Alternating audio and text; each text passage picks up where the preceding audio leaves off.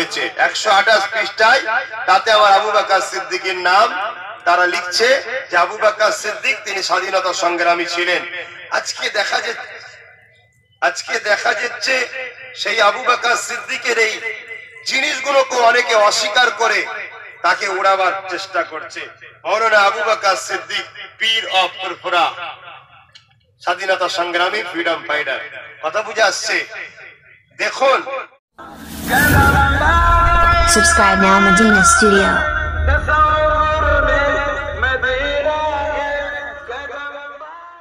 অর্থাৎ স্বাধীনতা সংগ্রামী ইন্ডিয়ানরা, তাতে আমার আবু বকর সিদ্দিকের নাম রয়েছে 128 পৃষ্ঠায়, তাতে আমার আবু বকর সিদ্দিকের নাম। তারা লিখছে যে আবু বকর সিদ্দিক তিনি স্বাধীনতা সংগ্রামী ছিলেন। আজকে দেখা যাচ্ছে সেই আবু বকর সিদ্দিকের এই জিনিসগুলোকে অনেকে অস্বীকার করে তাকে উড়াবার চেষ্টা করছে। মৌলানা আবু বকর সিদ্দিক পীর অফ ফুরফুরা, স্বাধীনতা সংগ্রামী, ফ্রিডম ফাইটার। কথা বুঝে আসছে? দেখুন, আজকে এতটুকু আপনাদের ঘরে বলি,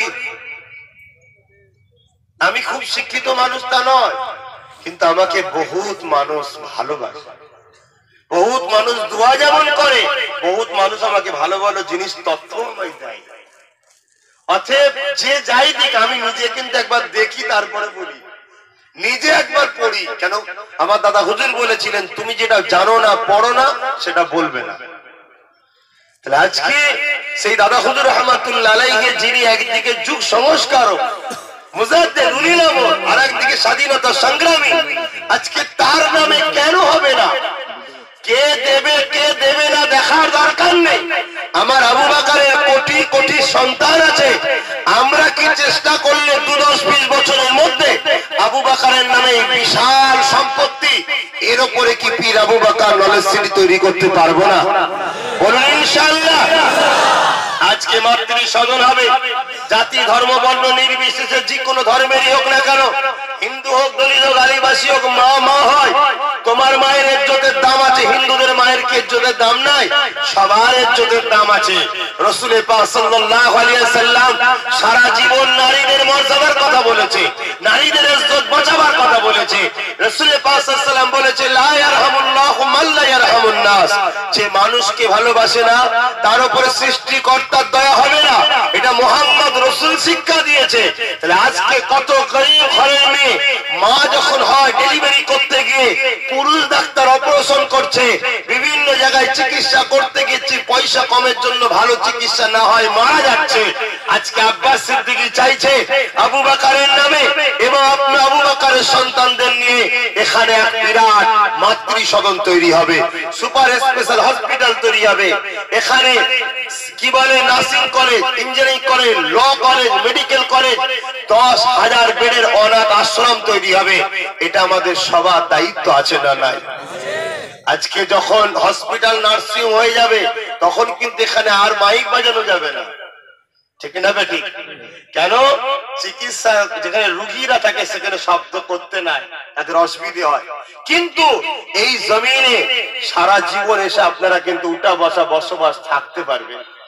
কারণ engineering college, law college, medical college, nursing college, 10,000 বেডের অনাথ আশ্রম সব তৈরি হবে।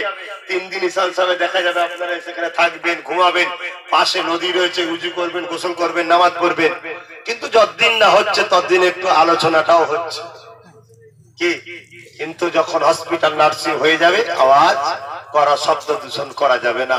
তা আমি বিভিন্ন জায়গায় বলেছি আমার ভাইদেরকে, তোমরা আমার সাথ দাও, আগিয়ে আসো। কি সাথ দেবেন তো?